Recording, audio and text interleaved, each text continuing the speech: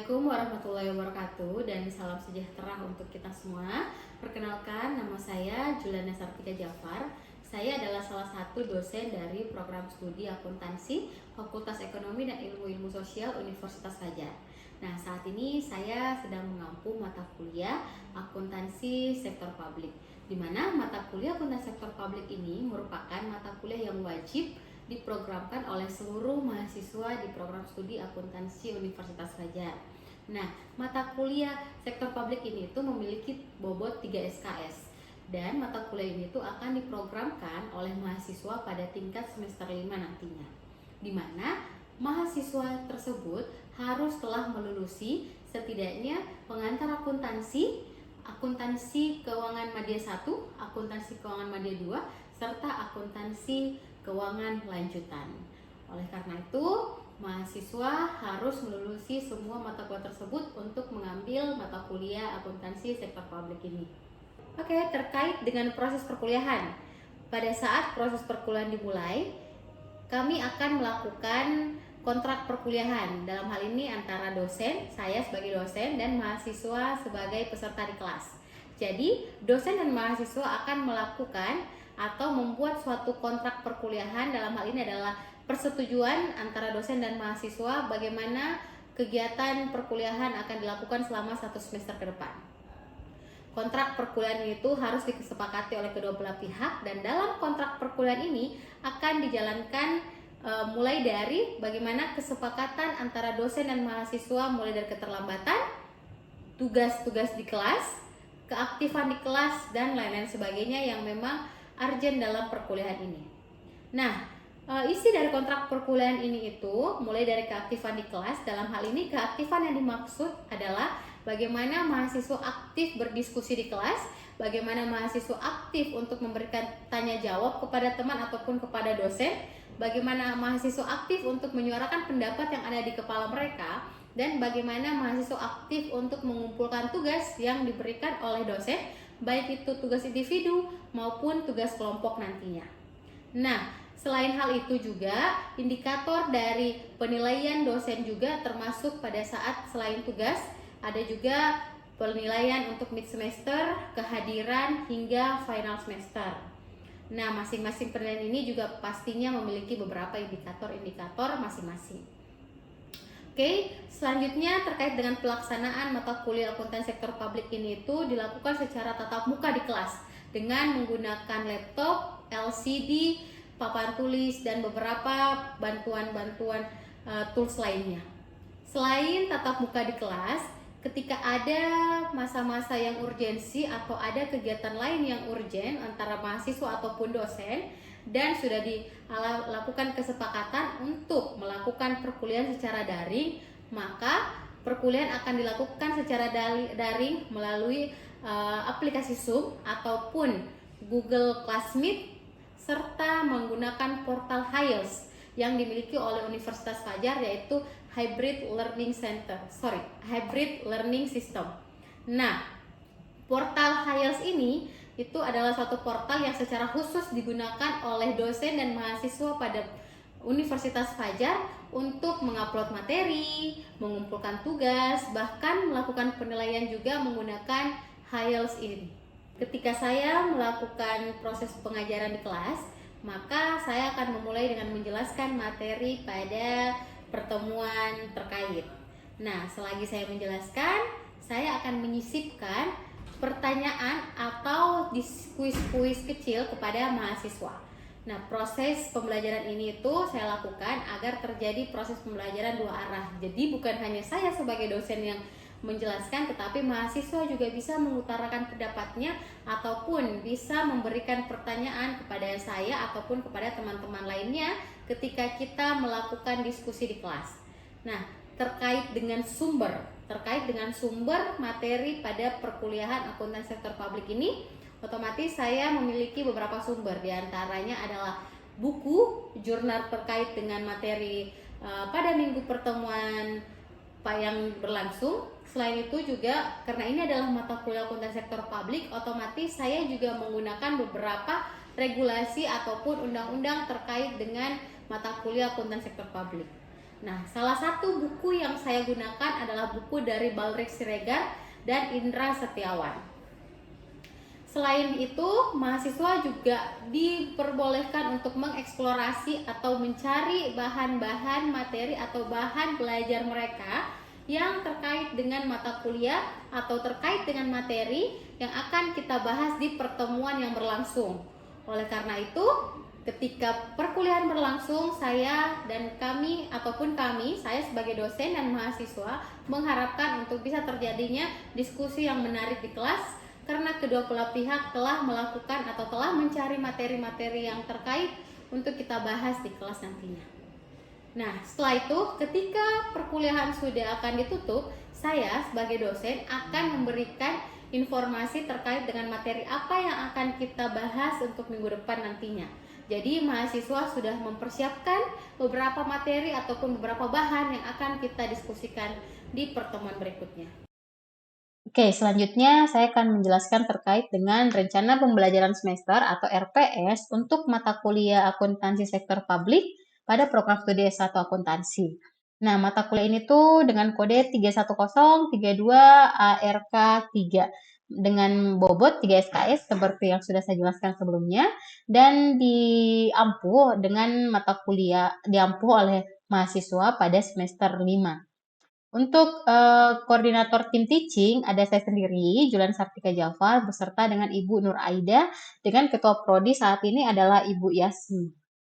Nah, pada mata kuliah akuntansi sektor publik ini memiliki 3 CPL atau capaian pembelajaran lulusan yang diantaranya adalah berdasarkan dari sikap, yaitu berkontribusi dalam peningkatan mutu kehidupan bermasyarakat, berbangsa, bernegara, dan kemajuan peradaban berdasarkan Pancasila.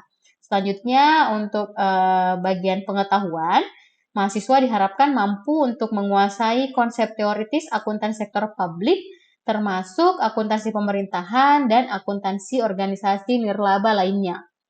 Untuk yang ketiga, itu terkait dengan keterampilan khusus, yaitu mahasiswa diharapkan mampu untuk menyusun dan menganalisis laporan keuangan akuntansi pemerintah.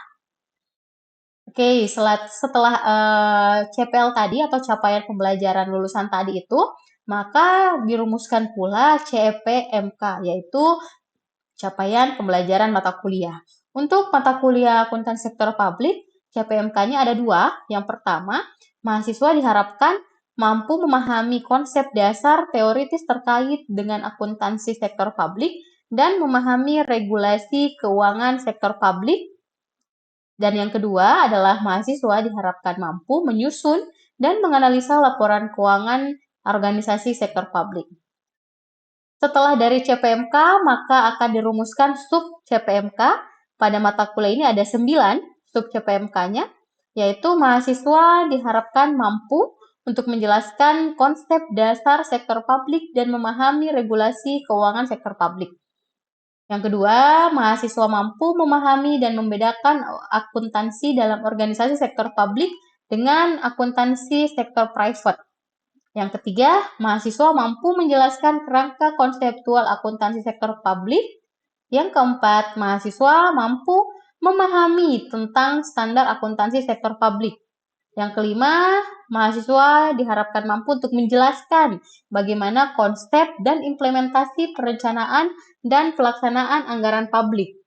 Yang selanjutnya yaitu mahasiswa diharapkan mampu untuk menjelaskan teori dan tahapan terkait dengan realisasi anggaran sektor publik, terkait dengan siklus pengadaan barang dan jasa sektor publik, dan selanjutnya adalah konsep dan pelaporan terkait dengan keuangan sektor publik serta pelaksanaan audit sektor publik, dan yang terakhir itu sebagai penutup dari materi mata kuliah akuntansi sektor publik, yaitu mahasiswa diharapkan mampu untuk menjelaskan terkait konsep dan pelaksanaan pertanggungjawaban di sektor publik.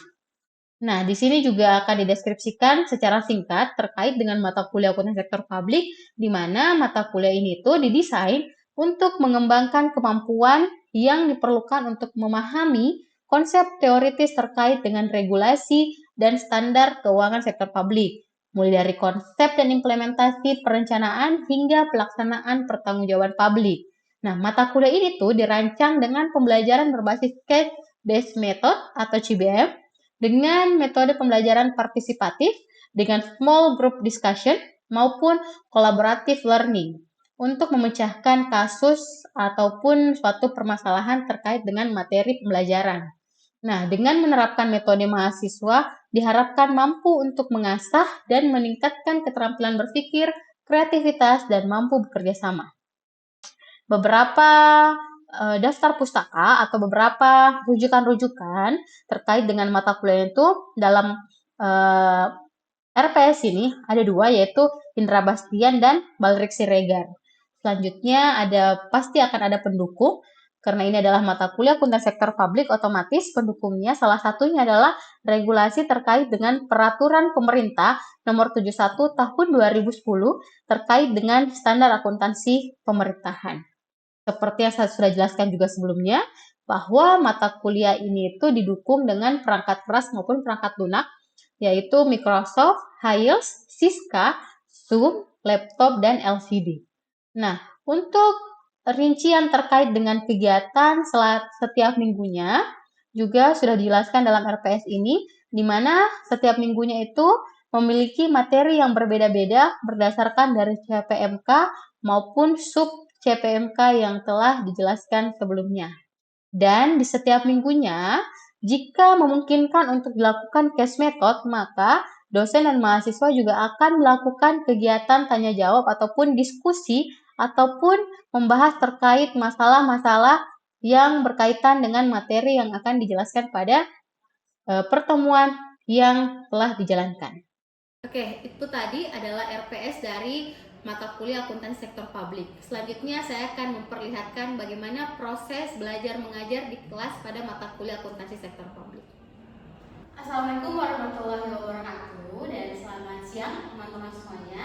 Jadi perkenalkan, saya Juliana Sartika Jafar. Saya adalah dosen dari kalian untuk satu semester ini untuk mata kuliah akuntansi sektor publik. Jadi satu semester ke depan kita akan sama-sama membahas terkait dengan akuntansi sektor publik ya. Jadi di sini mata kuliah akuntansi sektor publik itu kalian akan menemukan informasi yang berbeda antara mata kuliah yang sudah kalian programkan sebelumnya. Karena sebelumnya kan kalian sudah mempelajari pengantar akuntansi, kalian sudah mempelajari akuntansi media, biaya dan lain-lain sebagainya.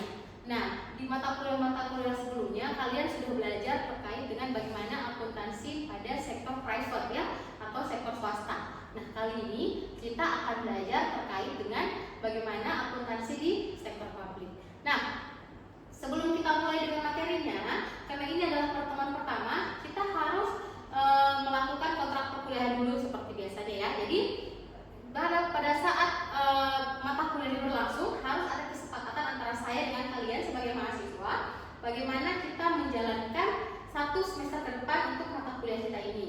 Jadi mulai dari kehadiran kalian seperti apa, terus habis itu bagaimana kalian di kelas, mulai dari keaktifan kalian tanya jawab, keaktifan kalian untuk melakukan diskusi dengan teman-teman, keaktifan kalian dalam mengumpulkan tugas-tugas yang nanti akan saya berikan.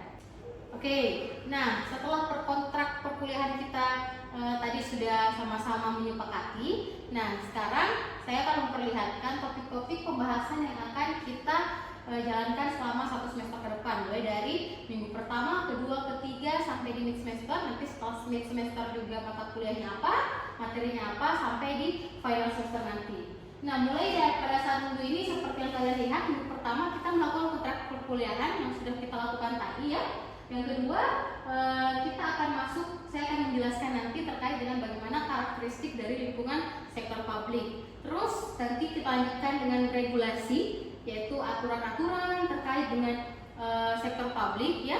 Di sektor publik ini bagaimana juga perbedaan antara sektor publik dengan sektor private, di kerangka konseptual dari sektor publik ya sampai di standar akuntansi sektor publik. Itu yang akan kita bahas sampai di mid semester nanti. Nah, setelah mid semester nanti akan lebih cukup mendalam lagi kita bahas tentang akuntansi, di mana setelah mid semester itu akan ada beberapa praktik-praktik kegiatan yang berhubungan dengan sektor publik, mulai dari perencanaannya seperti apa, penganggaran sektor publik seperti apa, realisasi anggaran. Jadi setelah perencanaan, penganggaran, habis itu bagaimana sektor publik itu melaksanakan realisasi anggarannya. Jadi bagaimana pelaporan dari realisasi anggarannya.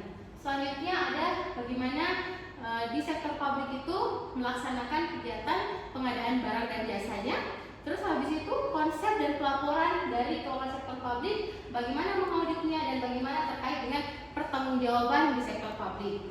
Nah, sebelum kita masuk ke semua itu, otomatis kan kita harus mengetahui dulu bagaimana karakteristik dari sektor publik. Oleh karena itu di pertemuan ini saya akan membahas sedikit terkait dengan akuntansi sektor publik itu seperti apa. Dimulai dari yang pertama, kita tahu dulu bagaimana itu atau apa itu akuntansi. Saya rasa semua teman-teman sudah tahu apa itu akuntansi. Jadi akuntansi saya ulangi aja bahwa akuntansi itu ada proses mulai dari mengidentifikasi, mengukur, melaporkan sampai hasilnya laporan dari akuntansi ini digunakan sebagai suatu pengambilan keputusan. Saya rasa teman-teman kita sama-sama sudah tahu tentang akuntansi itu sendiri. Nah, sedangkan sektor publik itu apa? Sektor publik itu adalah entitas yang aktivitasnya berhubungan dengan usaha untuk menghasilkan barang dan pelayanan publik dalam rangka memenuhi kebutuhan dan hak publik.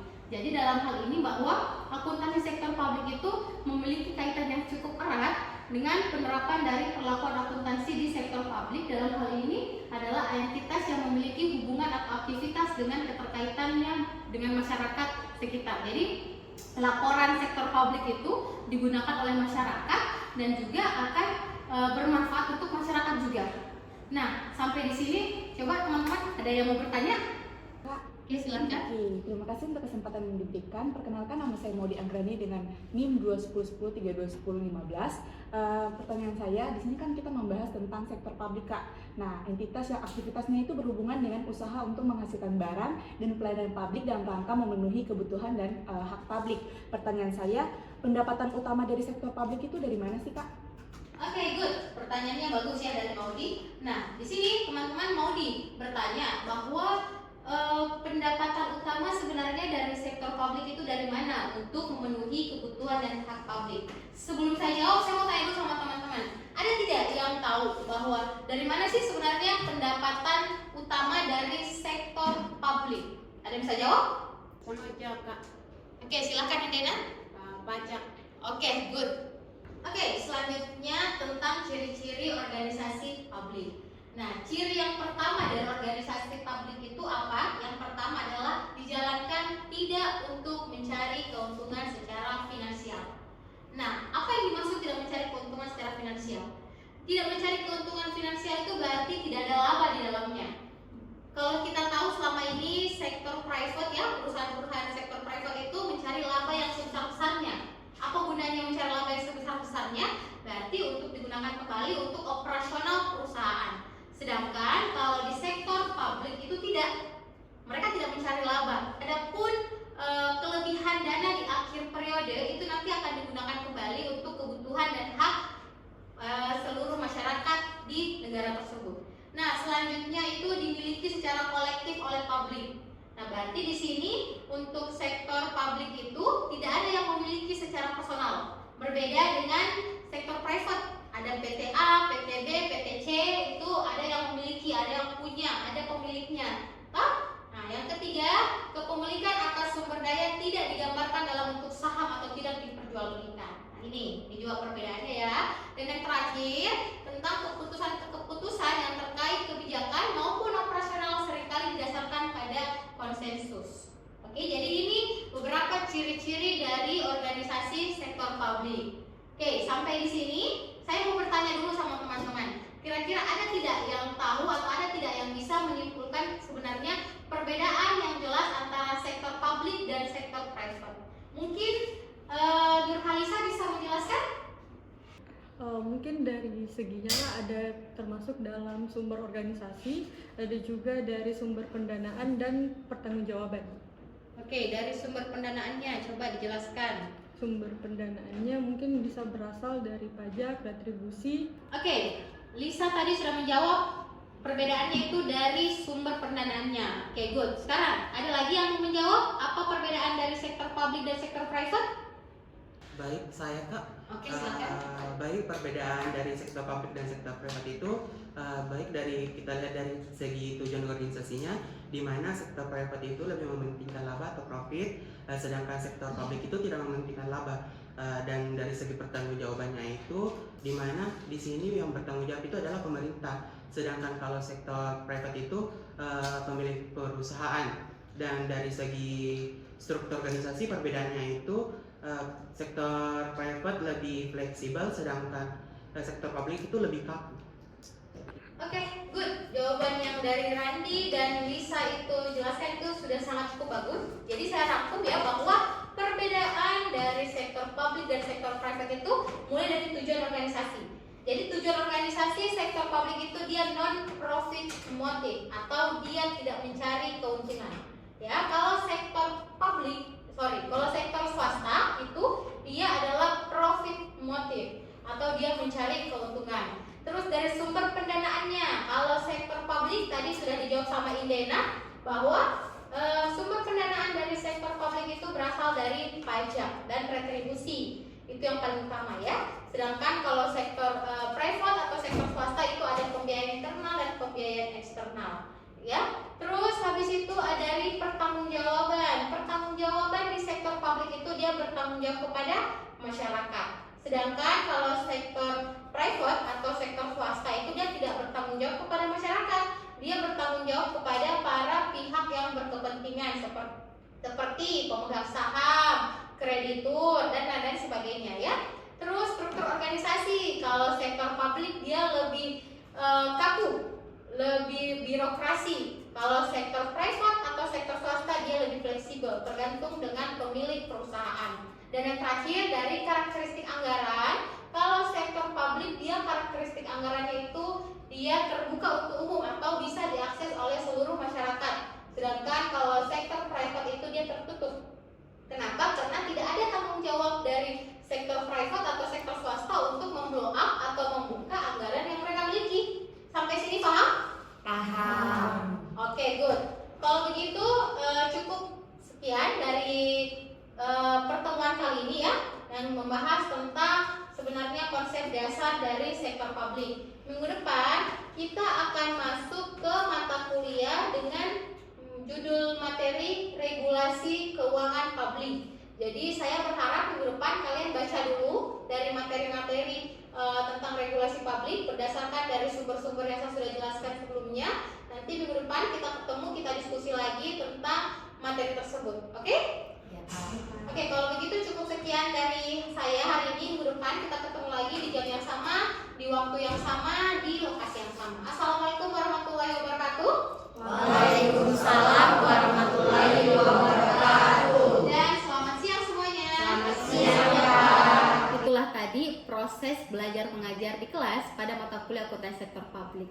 Semoga teman-teman semuanya bisa mengambil insight dari video ini. Terima kasih, cukup sekian dari saya. Wabillahi taufiq wal hidayah. Wassalamualaikum warahmatullahi wabarakatuh.